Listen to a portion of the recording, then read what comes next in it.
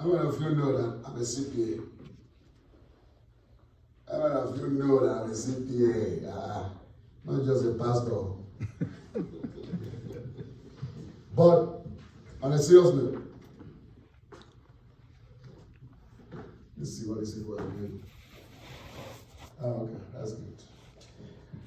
All right, you see the picture of that beautiful lady? She's fully energized financially. That's why she's smiling like that. So I decided to use a picture here. First of all, to create wealth, you must work on your mindset. That's the first thing you must do. It's not just enough to say, I want to become a millionaire. That's not the way it works. Some of us, we want to become millionaires, and you don't know the path to get there. I want to open your understanding a little bit to show you some things that you could do. You work on your mindset. There has to be a desire to be successful. That is actually where success comes, the desire to succeed. There are many people that do not have that desire to succeed. It's not about how much money that you want to make. No. It's first of all, having the mindset right. The mindset now is to prepare yourself. That will begin, now you begin to work on your drive, the drive to succeed. You start with the drive. That mindset will lead you to the drive. Drive means determination, the zeal to succeed. When there is a drive, it means that you are ready to pay the price for success. I want to understand this. Success does not come cheap. Look around you. Every person you see successful, I'm talking about financial success now. Because success is not just about finance. Your health is the number one. Your marital life, your spiritual life. That's what we call total success. But I'm dealing with financial success now. Every person you see financially successful pays a price. There's a sacrifice that you must make to get to that level. And that comes with a mindset. But today, let's focus on some things. To have a secure financial future, there are things we must understand. Number one, we talk about credit rating in America. We talk about saving habits. Now we talk about partnership. We explore real estate. We look at stock market and retirement planning. Like I said, I just want to summarize quickly. If you have questions, stop me. In America, good credit is cash. Most black people don't know that. Most black people don't know that. I mean, why do I say black? It's not about black generally, black Americans, Africans. We make one mistake. We think that credit card is an opportunity to just do it and it's free money. No. Good credit in America is cash. It's as good as cash. Good credit. Even if you don't have a dime in your bank account. I want to understand this thing very carefully because I've come across, in my counseling, financial counseling, spiritual counseling, I've come across Africans and many African Americans that think that owning credit card is a way to get something for free. They go and charge, and are not able to pay. It goes into their credit. At the back of your mind's like, it's free money. You charge $10,000. You know that you're not able to pay, and you're not able to pay. Nobody will come after you. They won't take you to court. So, in other words, at the back of your mind, you are saying, I'm there with them in this country. I am taking their $10,000. But you are actually dealing with yourself. Because if you want to go far financially, you need good credit. And starting with good credit. In 2003, it was because of my good credit that I bought a car repair shop. 2003. I was barely 4 years old in this country when I came. I bought that. Most Nigerians that knew me were shocked that I was 4 years old in America. I bought my business. Whereas some of them have been here for 15, 20, 30 years. They never come close to buying a business. But I was here 4 years. I bought my first business. How did that happen? Good credit. I knew it beforehand what good credit could do to me. So that is saying, I'm saying that to say, use credit card sparingly. Use credit card with wisdom to build your credit. When you buy something on credit, try to pay off immediately. Or if you're making monthly payment, make sure you meet the monthly obligation. Don't pay late. If it's supposed to be due on the 29th, make sure by the 24th, you're already sending your payment. So it will not be late. So long as you don't pay late, you're going to have good credit in this country. And believe me, good credit does not just affect, look, if you're going to buy a home, which we're going to come into that, your credit will determine the interest rate you get. If you want to buy a car, your credit will determine the interest rate you get. There are some people right now that will get 4.5% because of good credit. There are some people that even 7% they will not give you. Some people want to buy a home, they give 7.5%. Why? Because of credit. Whereas some others pay. You see, do you know the difference between 7.5 and 4.5? If you are doing 30-year mortgage and your house is, let's say, $400,000, the difference monthly could be up to $600 that you pay more.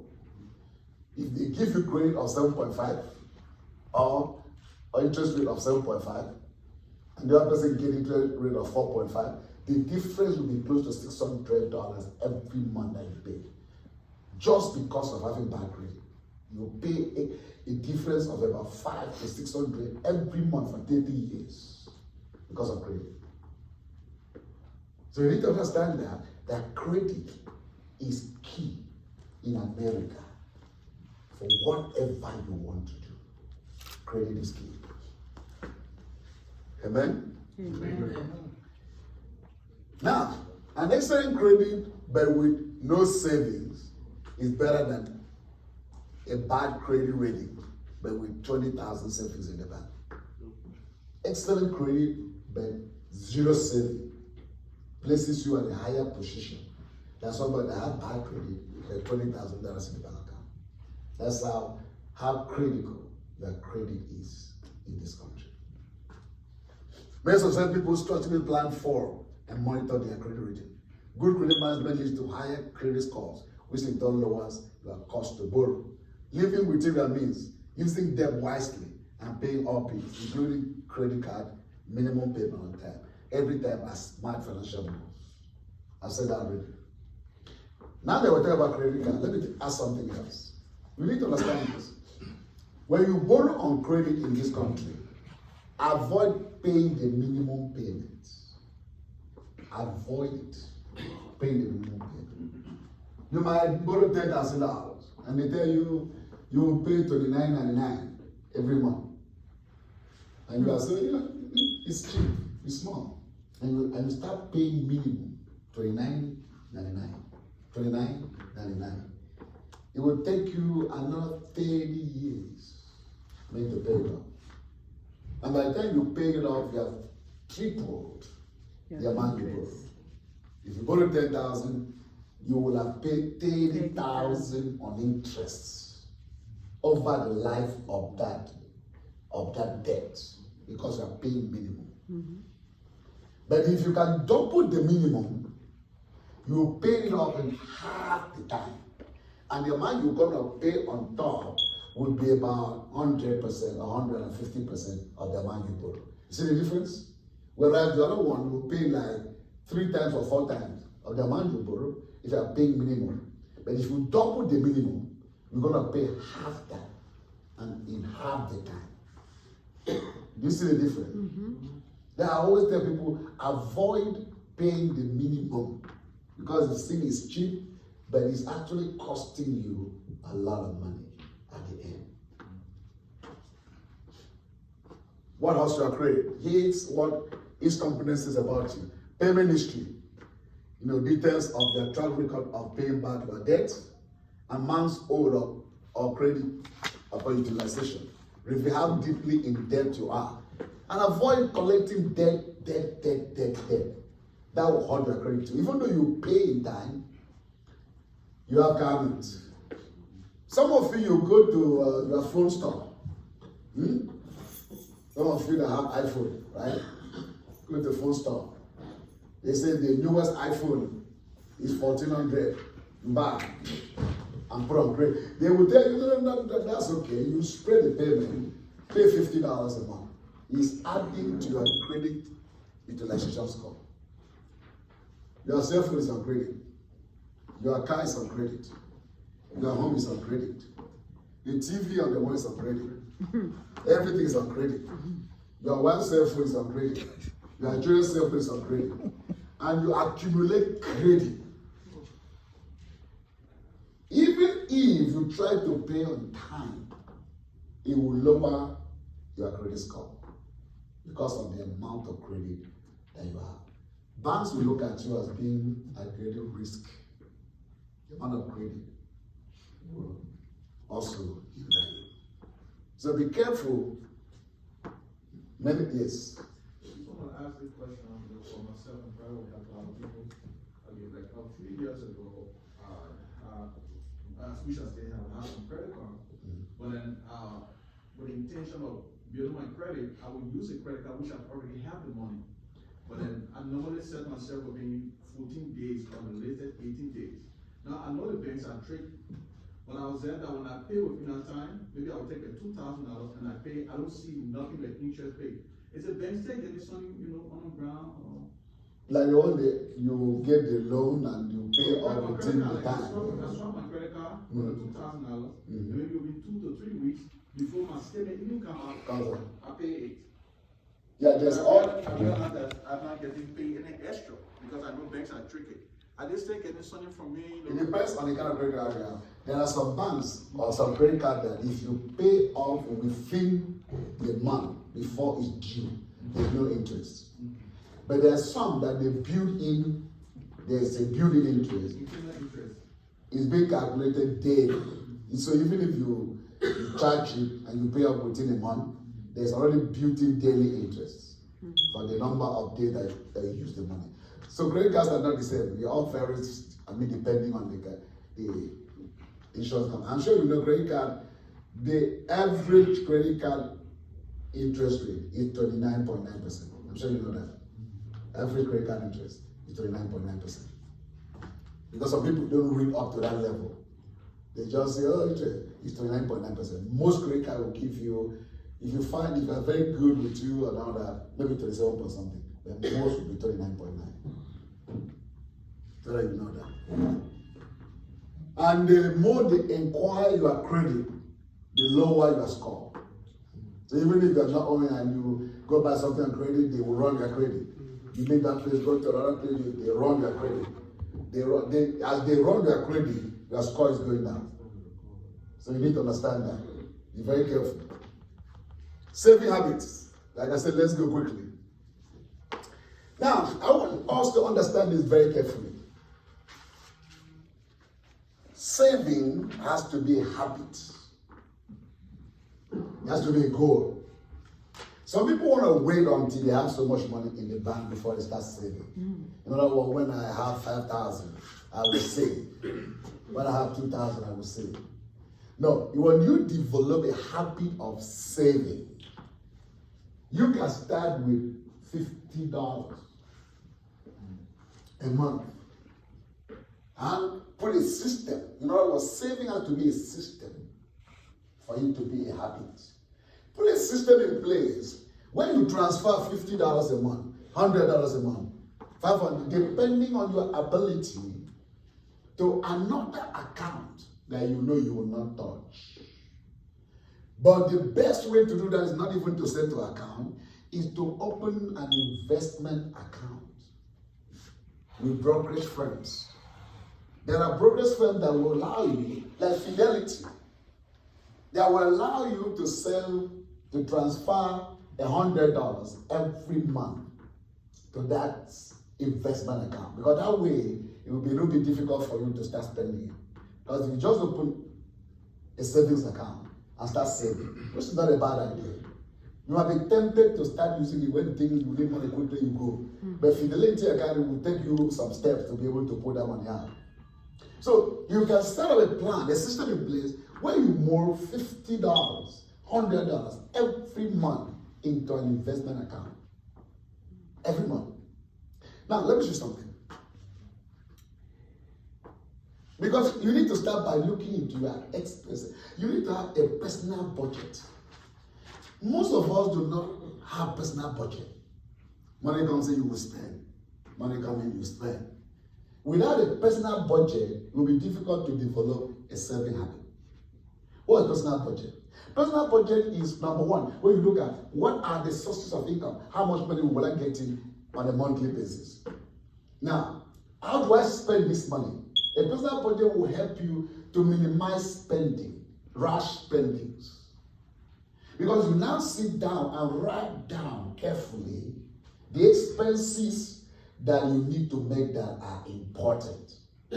Because you need to be able to have savings left at the end of the month.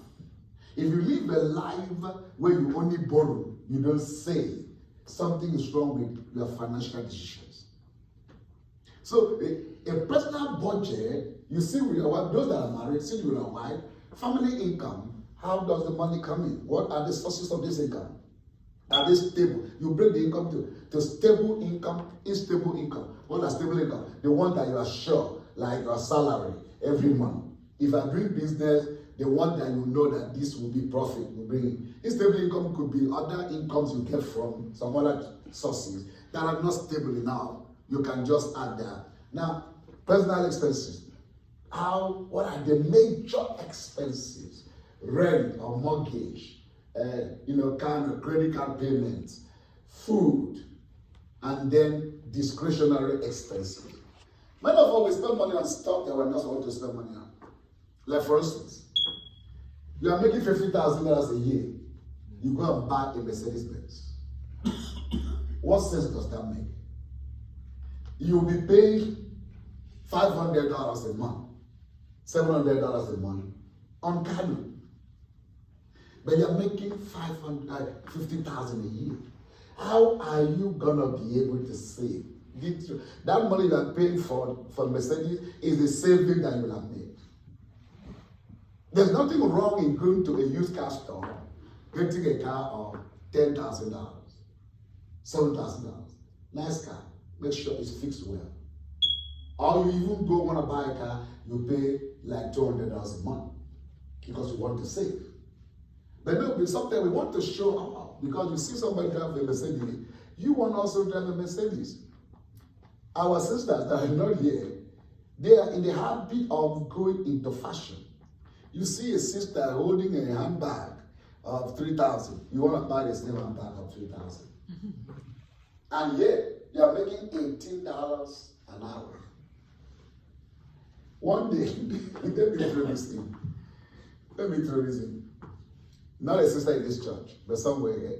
It's in Charlotte here. She was on Facebook since a sister that used to come to Giga some years back, and then she stopped coming. But she still keep in touch with me. Some years ago, 3 years ago, I saw her pictures at the beach somewhere. I didn't know which beach. I just called her. He said, "Oh, Pastor Jerry, I'm in, is it Argentina? Argentina, somewhere, a beach in Argentina." So when she came back, I said, "When you come back, call me." And she called me. I said, "Oh my God, I'm sure you spent a ton of money to go." He said, "Pastor Jerry, that thing is expensive. Everything cost me $8,500. I said, "Wow, that's good. I'm happy for you." That's the sister. How much is your pay? How much do you make? Sister makes $18 an hour. But sister spent $8,500, which I believe I've been saving over the years to go on a vacation, luxury vacation. Does it make sense? Do you know how much? Okay, you see, I put that money.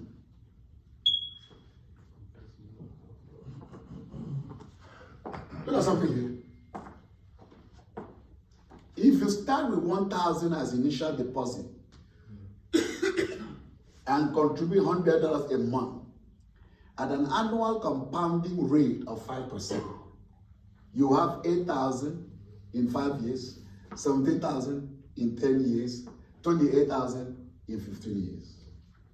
If you start with 1,000 a month initial deposit and put in every month $100 at a compounding rate of 5%,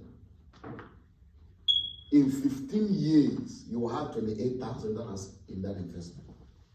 Look at something.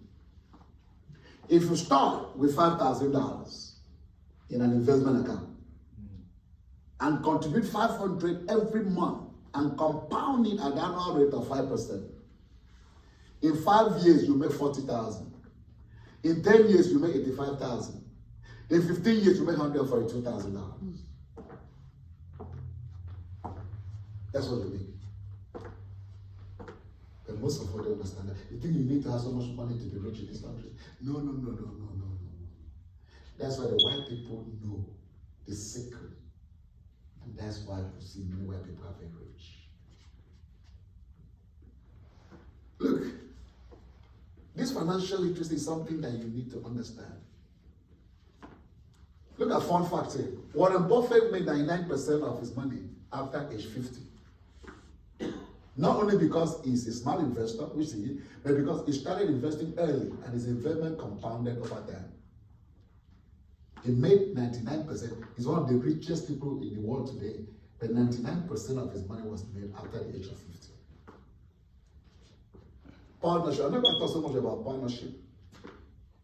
Why is this important? If you look at Charlotte, North Carolina today, you see real estate development everywhere, right? Literally every street you go in now, real estate development. Most owners of these companies are white people, and most of them are into partnership. That's something black people don't do. We hate ourselves so much that we can't even partner. You see 3, 4 white people. This one will have good credit. This one is very good in budgeting, accounting. This one has technical engineering knowledge. They come together and form a business and go to the bank. Don't you know that they use loan to finance most of the real estate that you see? Like I said, good credit. Once you have good credit, you can plan well. You have stable financials. You can walk into the bank and they give you $1 million loan for the project that you want to do. And that's what white people do. They partner. Not just a loan. You might not even need a loan. You might be some other businesses. You come together. But the problem is that we black people, we hate ourselves so much that we can't partner. I've been in partnership business, in fact, twice.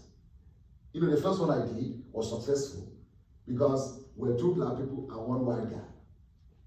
The second one I did, 3 Nigerians, 3 of us. We went into partnership. Within 1 year, we're fighting. We're fighting within 1 year. 3 of us among ourselves. Oh, you're not going to do that to me. Me and him were boxing each other in the office. I had to pull out. I said, no, before this thing gets out of hand, I pull out of that partnership. That's to tell you, Africans, the way we are. Sometimes to be successful in this country, you need partnership. Getting together with people that are ready to work with you to get to this level. And let me add this, our wives are not here. The number 1 partner you will have in life is your spouse. Let me say this, men. I wish all other men were here. But for us that are here, listen to me very carefully. I see that there are homes that the husband and wife are not doing things together, even though they are married. The wife handles her own business. The husband handles his own business. You only come together to have sex and have food and have children. But you have no idea that greatest partner is your wife. Your wife.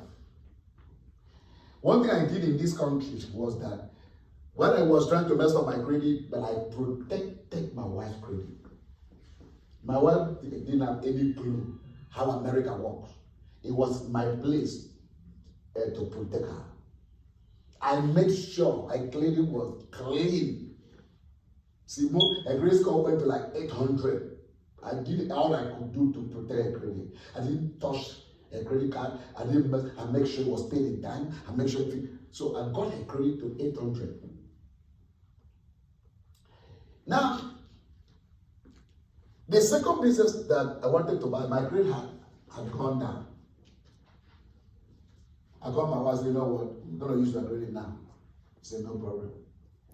When I bought the business, I bought the second business in her name, not in my name. With her credit. Because her credit was good. That was how we started the business together. If I didn't do that, I would not have bought that business. Because mine was already gone down.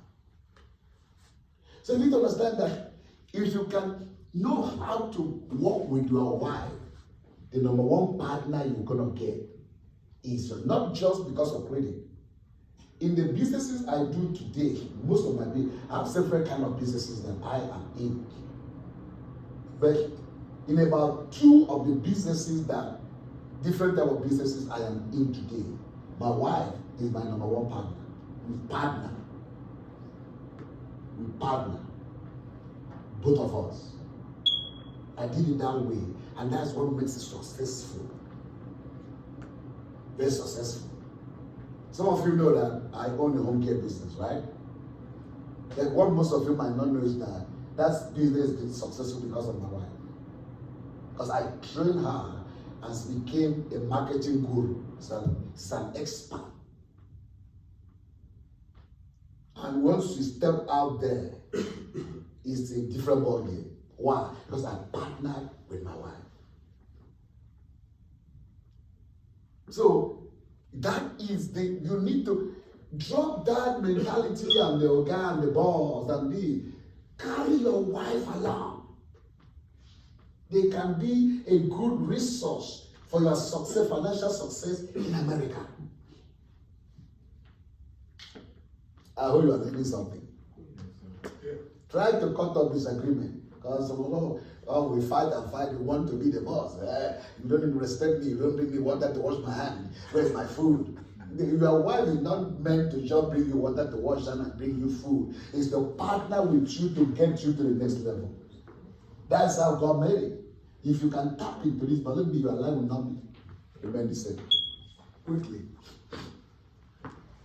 Exploring real estate. Like I said, we just wanted to summarize. I've said it last time, and please everywhere. If you don't buy a home right now, go start looking away to buy one. If you don't buy a home, your own home, go and start planning to buy one now.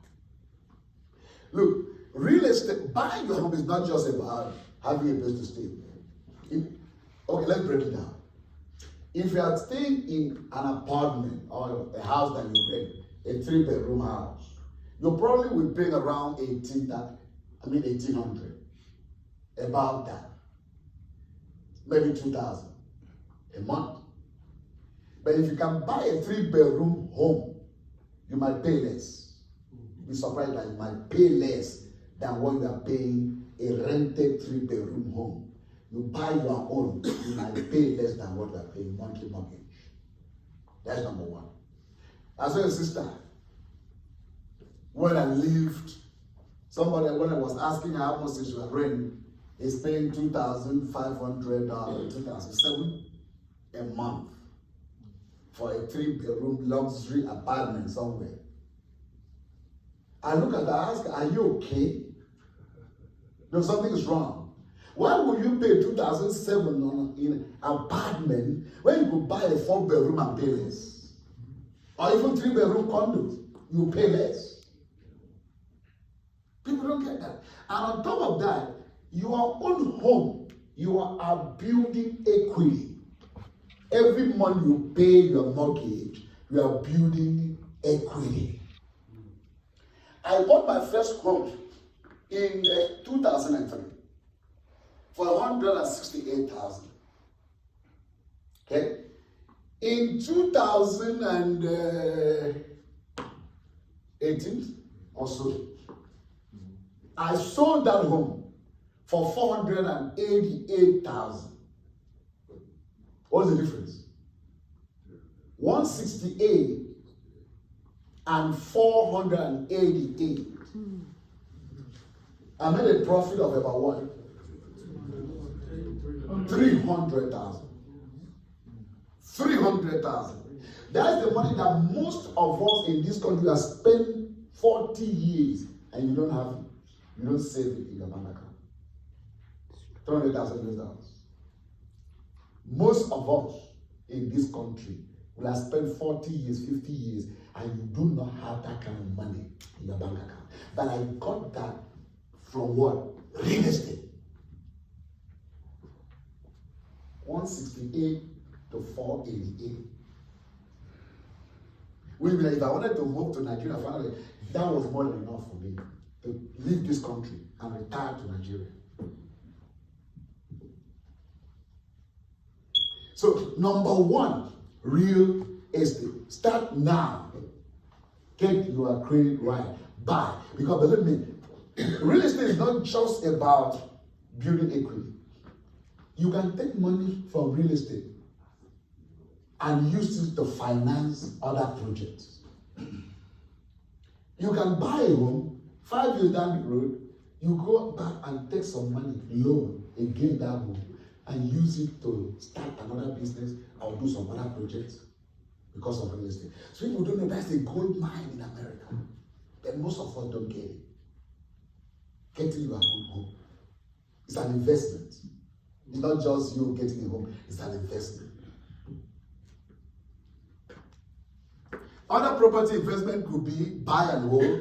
After you've gotten your own home, the next step could be to start now. If you want to get into real estate, there are many options. You could buy and rent. Buy a small home. You don't need to go for big home. Homes of 200, 250,000, small home, 2 bedroom, 3 bedroom. Fix it and start renting out, or Airbnb, or buy, renovate and sell, or buy and do what they call roaming houses. You know, houses where people with low income that are retired will move in for $600-700 a month. You can have like a 4-bedroom home. You can put 4 people there and collect $700 every month. You pay utilities, but they live there. Many people are doing it in town. Many men that I know. Some have 5, 10 homes. Some people rent to do it. You don't even need to buy. If you can find a home that is cheap, you rent and do that. And will give you sustainable income. I know a lot of people in Charlotte here that are doing that. There are many options. You can buy and hold and sell. Turn into Airbnb. Now, Airbnb now, there's a lot of good stuff going on. Buy, renovate, and sell. I have some friends that are buying, renovating, and then selling. There's a lot we can tell you about real estate, but let's stop there. Exploring the stock market because of our time. The stock market. Now, most people don't know stock market. Now, you know that my best friend, Trump, is going to be the president, right? Anytime Republicans take over the office of presidency, the stock market always go up. Go through the history. Through the history. The stock market always go up. Now you need to understand something about stock market. It's not just that everything is going to go up like this. Stock market is like this. But at the end of the day, if you plot a trend line, it's going to be up. You need to understand that. Now, most of us don't take advantage of this kind of investment. Look at something here. One of the proven ways to build long-term wealth is to invest in the stock market. S&P 500 here in America is a leading indicator of 500 capitalized companies in the US. Annual return since 1957 has been 10.26%. Average annual return since 1957 has been 10.26%. A 10-year return, S&P 500, a 10-year return has been 191.8%.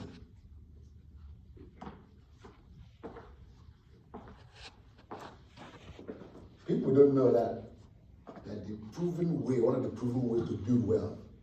You see, most of the people you see that are billionaires today, is the stock market that made them billionaires. We think about Warren Buffett. Warren Buffett at the beginning did not own anything, any investment, except in stocks. In stocks. Before I left Nigeria, I had this mindset. I mean, I was young. I had a boss that was always investing in the stock market in Nigeria. Even as bad as Nigeria was that time, he was investing in the stock market. He told me, Jerry, you need to start investing. I started from the bank, at the age of 25, 26, investing in the stock market. I came to this country, I started also sending money from Nigeria to invest in the stock market. At a certain point in my life, in, let's say, 2014, my stock portfolio and mutual fund portfolio in Nigeria was about 700 million. If you look at